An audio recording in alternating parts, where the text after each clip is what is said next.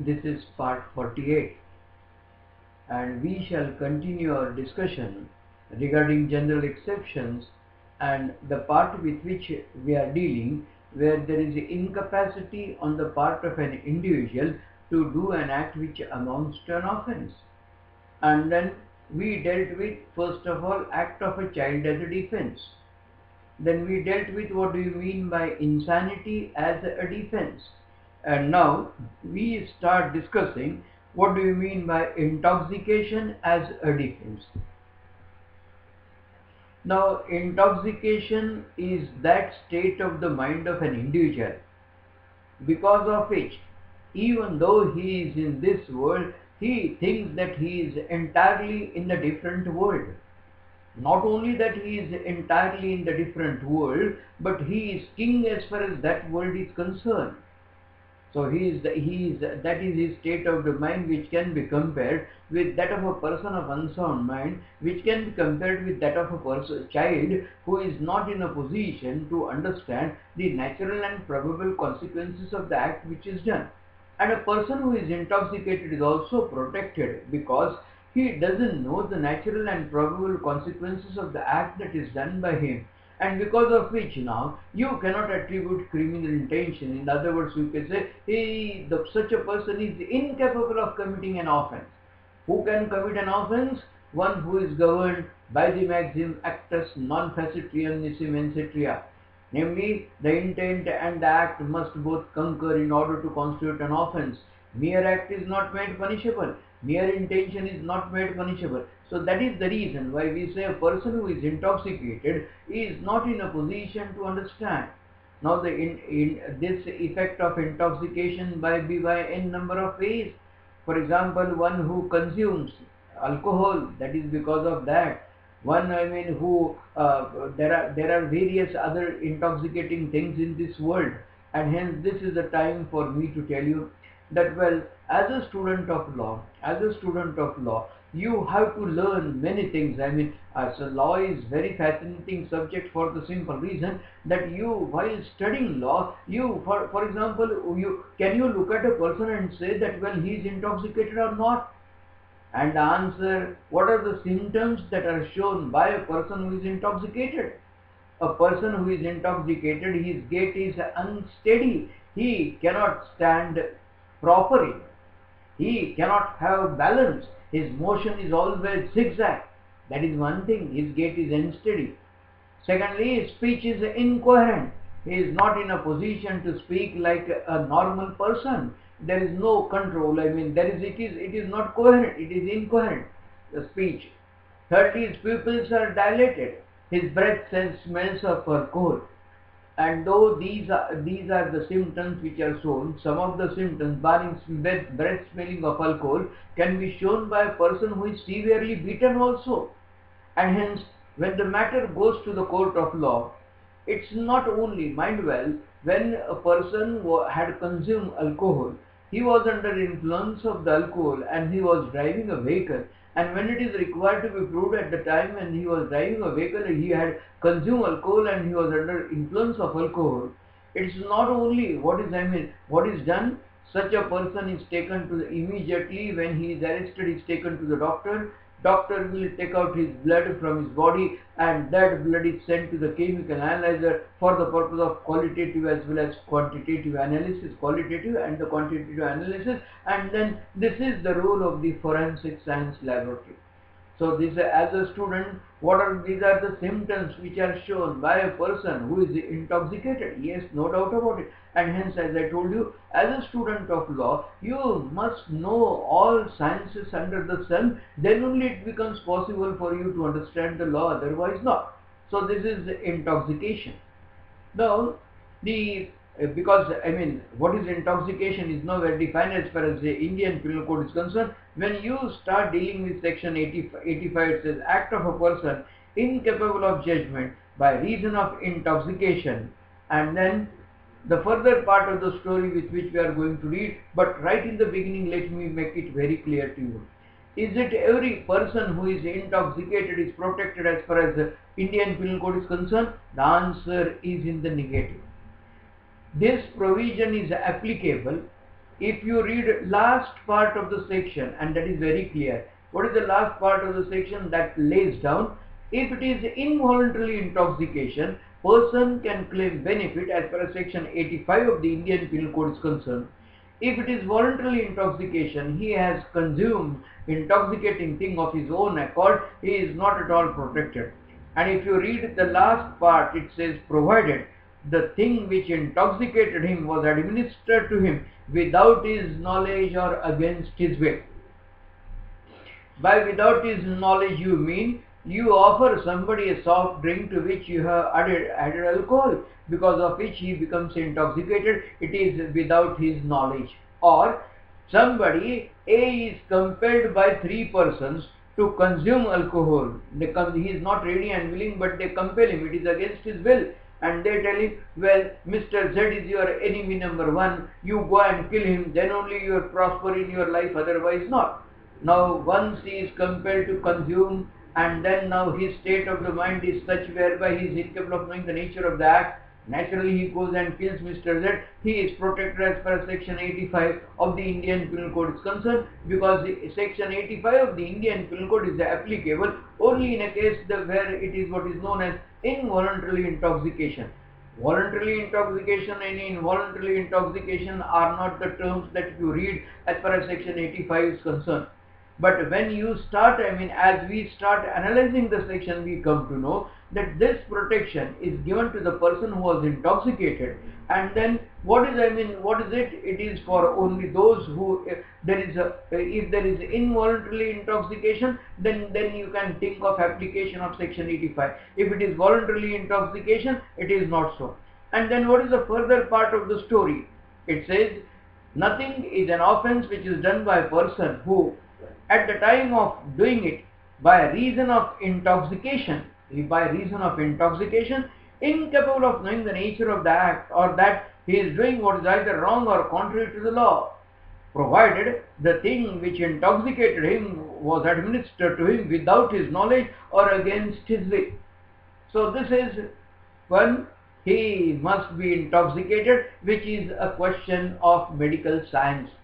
That is required to be proved in a court of law, that he had consumed something and he was he had consumed intoxicating thing and he was under influence of it. That is one aspect.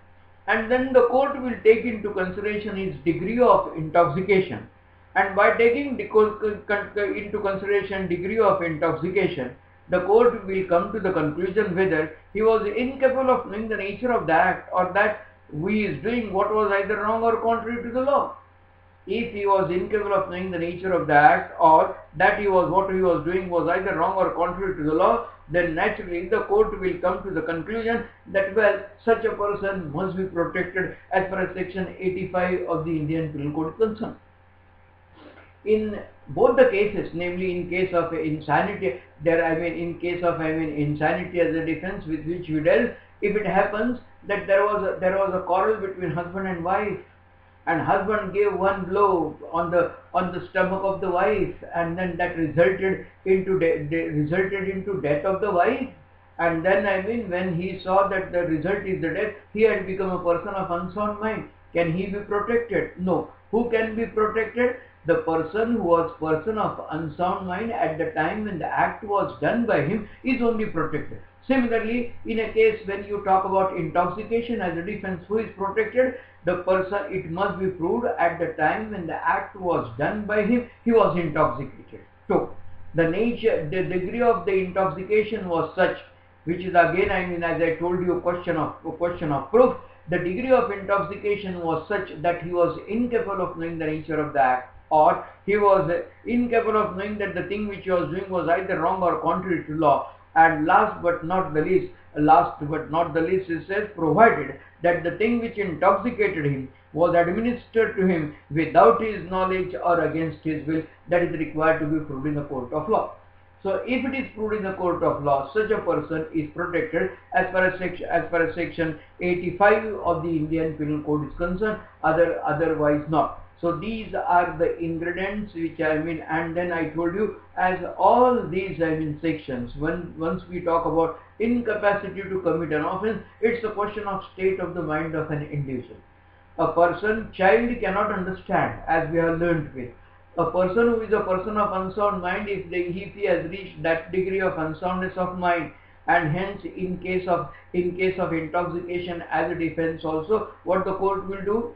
Court will take into consideration the behavior of the person prior to, the behavior of the person at the time of, and the subsequent behavior will be taken into consideration by the court of law. And by taking into consideration such behavior, if the court comes to the conclusion with the proof of the fact that at the time when the act was done by him, he was intoxicated, and then further part of the story, the result of the intoxication, he had not taken intoxicating thing of his own, but that was administered to him without his knowledge or against his will, then only such a person is protected as far as section 85 of the Indian Penal Code is concerned, otherwise not. This is as far as intoxication as a defense is concerned. Now, in certain offences, they require a particular intent or knowledge, and now if that is required, if that is done by a person who is intoxicated, now can you say that the intoxicated person had a knowledge or intention? And for that, along with section 85, we have to read section 86 of the Indian Penal Code, which deals with what? In cases. Section 86 says, in cases where an act done is not an offense, unless done with a particular knowledge or intent, a person who does the act in a state of intoxication shall be liable to be dealt with as if he had same knowledge as he would have had if he had not been intoxicated, unless the thing which intoxicated him was administered to him without his knowledge or against his will. So if the thing which intoxicated him was not administered to him without his knowledge or against his will, and if the act is done, in other words, when it's voluntarily intoxication, whether he is in a position to know or not, but then the section makes it very clear, in cases where an act is not an offense unless done with a particular knowledge or intent, a person who does the act in a state of intoxication shall be liable to be dealt with.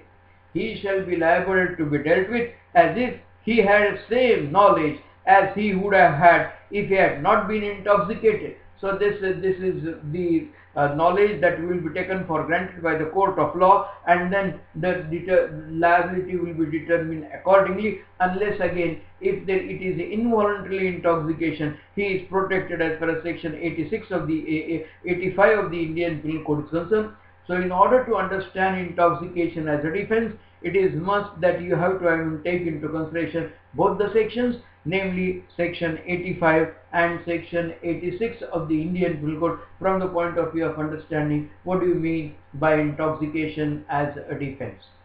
With this now, as we proceed further to deal with the provisions as far as the general exceptions are concerned, the time for me to tell you that we shall be finishing with the general exceptions when we deal with one more last part as far as these general exceptions are concerned.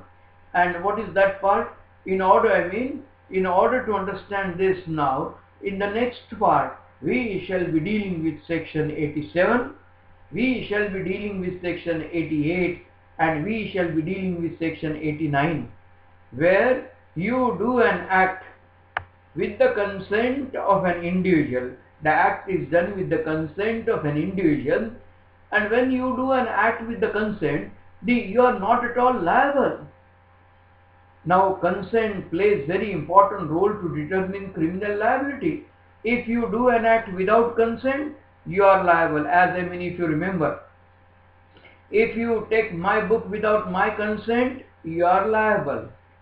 If a man has got a sexual intercourse with a woman without her consent, he is liable for the offense of rape. So consent plays very important role as far as determining liability of an individual is concerned when you deal with the provisions of the Indian Penal Code.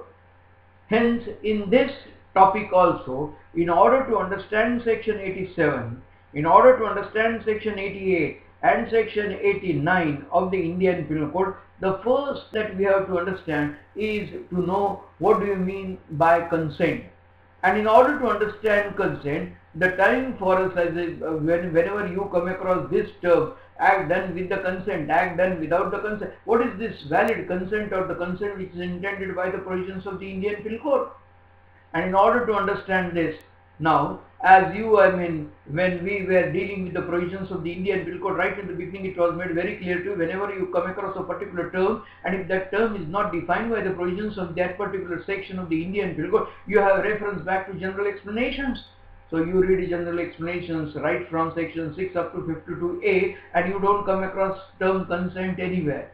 What is the next stage? The next stage you resort to what? You have to refer to the provisions of the General Clauses of 1897. If that is not at all defined by General Clauses Act of 1897, you have to refer to find out meaning as far as any standard dictionary is concerned.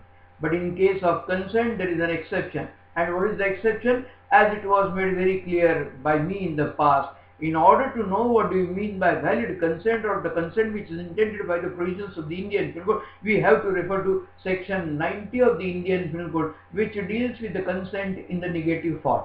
So that is one thing which we will have to do. Now let me again tell you that meaning of the term consent as dealt by the provisions of the civil law and criminal law is different.